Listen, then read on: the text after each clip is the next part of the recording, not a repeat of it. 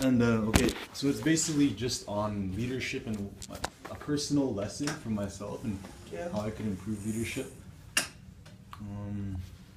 Also, I'm also part of a student club on campus. It's called Student Leaders of Calgary. Okay. And I think this resource would help them a lot. Oh, very cool stuff. So you're getting out finding people who are in leadership positions, finding what worked for them, what got them there, different things of that sort. Is that sort of my understanding? Yes. Is this a leadership club that you're part of? Or no? It's a student group. We're not officially a club yet, but that's our goal. Well, all right, here we go. Yeah.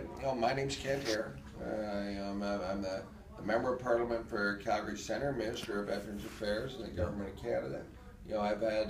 I'm a two-term MLA and a recovering lawyer and a long-time Calgarian. Yeah. I guess when I think of leadership, what does that entail? I think, at least from my experience, is that I'm a person who hasn't learned from his successes. I tend to learn from things I fail at, don't do well at, okay? And that's part of the experience. And I think what makes me, many people would say, a reasonable leader is because over my life I've tried and failed at a great many things and haven't always been successful. And having that resiliency then to go back and try again, to build a team, to build up momentum, to build up your courage to go do something that you try to get people to galvanize behind you, is I think one of the things that I have done pretty well at. And I can just go into these things. Like I said, grew up here and born in the city in 1969. Grew up playing hockey. Was a pretty good hockey player, but I didn't make every team I tried out for. Yeah. So you get cut from a team, and lo and behold, you go try out for another team. If they cut you, you go try out for another one. Okay? And eventually, you just have made a team, maybe not as at the high a league as you want, but you tried to participate at your highest level. That's not easy. Okay? Trying to, when people tell you you're not good enough, a lot of people just go away and say, oh, well, maybe I'm probably not right. Yeah. And it's not that you're not good enough, you're just not good enough now. Or even if you aren't good enough, how are you going to read that? How are you going to be successful in life? Okay? And taking that, well, if I can't be successful at hockey, how can I be successful in something else? Okay? So success comes often from failure. I'm saying that when I had my disability, I was 21. Couldn't play hockey anymore, but because I had seen some other angles in my life of getting cut from hockey teams, getting cut from baseball teams, things like that, I said, well, let's see what else I can do. And going there and starting and trying things, not necessarily succeeding, but eventually you get to the point where you actually get some skills, you get good at things, people respect you. Here's one of those things that I look at. When I had my disability when I was 21, it was very, very difficult. Okay? Look, and I think one of those things that was the hardest for me was to go back to university. I'd grown up my whole life sort of being a cocky hockey player who school came pretty easy to me. And then to go back 11 months after having a spinal cord injury was a very difficult thing to do. Say, oh my God. And there was a lot of things going through my mind. Am I ready yet? Maybe I should just stay at home for another year. All that stuff. And my dad basically just gave me a little bit of tough love and said, get off your duff. Things ain't going to get better at staying at home. Yeah. They might get better if you're going to go out and try something. He said, I was sort of feeling sorry for him. I said, Dad, what am I going to do with the rest of my life? And he said, son, I don't know. But you can go back to school. Okay? So it's times and moments like that in my life where I've had to be challenged, face difficulties, that now when they happen, you just say, well, let's try and roll with this. Let's try and build from this setback and go forward. So I think that's what leaders do. They take setbacks. Don't let it knock them off the ultimate goal of trying to better themselves, better their society, better whatever they believe in by simple setbacks. Okay, and that's what I think good leaders do. They don't let the bad day get in the way of a good week.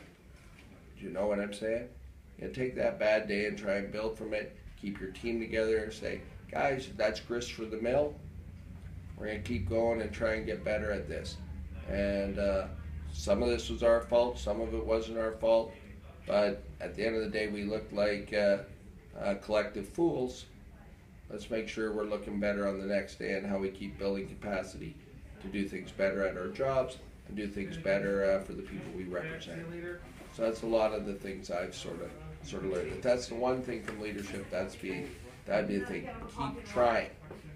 When here's the box. The magic often happens outside the box. Okay? When you feel nervous, when you feel like, oh my God, I'm trying something new here. Am I going to fail?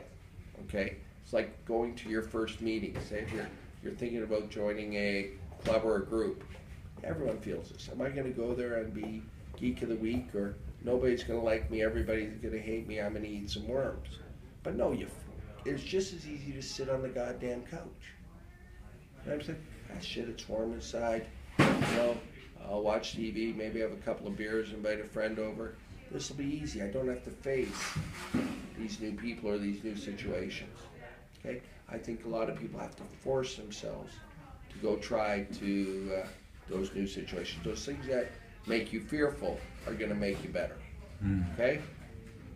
Those are some of my ideas. I get out of that comfort zone. Yeah, get out of that comfort zone. I got pretty comfortable on the couch. Get off the goddamn couch and get out there and try and make a difference. Yeah. Okay?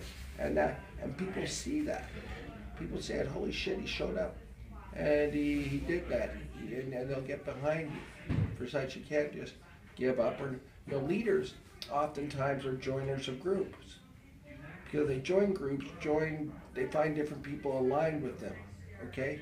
People have the same value system. People have the same interests. People who want to move a project forward. Okay? If you don't go join a group, no one's going to follow you. Because you're not part of what they're doing, what's interesting them. So you have to join to a certain extent. They're not going to come follow you if you haven't been part of their group. But if you join their group, show some skills, show some tenacity, that's when leadership comes. But you have to find a group or a movement or something you're passionate about, become leader of, and then you get a leader. If you're just sort of going through the motions, you're not going to become a leader either. Yeah. You have to be committed to the cause, go through the extra effort. For instance, if you're joining a community association, the last thing you often want to do in your month is go to the community association meeting that takes 3 hours. But you have to get fortunate enough to get off the couch, participate, and after that 3-hour meeting, you actually feel good. The coach felt good anyway, but it felt better to get off the couch. It felt better to get off the couch. And that's basically how I got here. I started doing meetings, going to meetings, and all of a sudden I found out I was good at meetings. Okay? So I started going to more meetings. All of a sudden I got asked to run for politics. Cheaper's good. Then all of a sudden you start building a team. People like what you say in the newspaper, like what you say here, there, and everywhere, like the positions you take on progressive politics. And they say, yeah, I'll come on out and help you. I want to come door knock for you. I want to write letters for you. I want to get on this journey with you. Okay? But a lot of times at the beginning, it was me joining a journey with them. Now sometimes they join me and helping me help Justin and other things. You know what I'm saying? Yeah. Yeah. What does the word accountability mean to you? Well, accountability, you got to show up every day and show up every morning with and face the music. Okay? Face the music to the people, at least in my position, for the people who voted for me, the positions Justin given me, and what I have said I was going to do for the citizens of this great city. And if I'm not going to do those things, I owe an obligation to them to tell them why my reasoning has changed or that public policy options have narrowed. Okay? Being accountable is showing up, 1, showing up for your job and doing your job, 1. 2, Giving people the honest feedback, okay? Taking that tough call, calling back the people that call you, not going through the motions. Yeah, being accountable in my job is like any job. You got to answer to your boss, you got to answer to your clients, you got to answer to your employees. Mm-hmm. Okay, and you have to all keep it going on hopefully a trajectory that moves your interest and society's interest forward.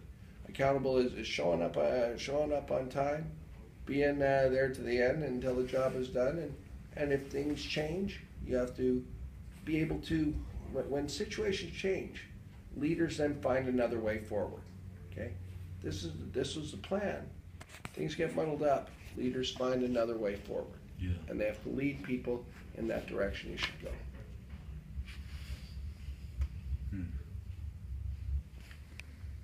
What are your common challenges as a leader? People get angry. Okay, they don't always agree with you. Okay, and that's fine. Okay, your challenges, that's fine. You have to explain the position.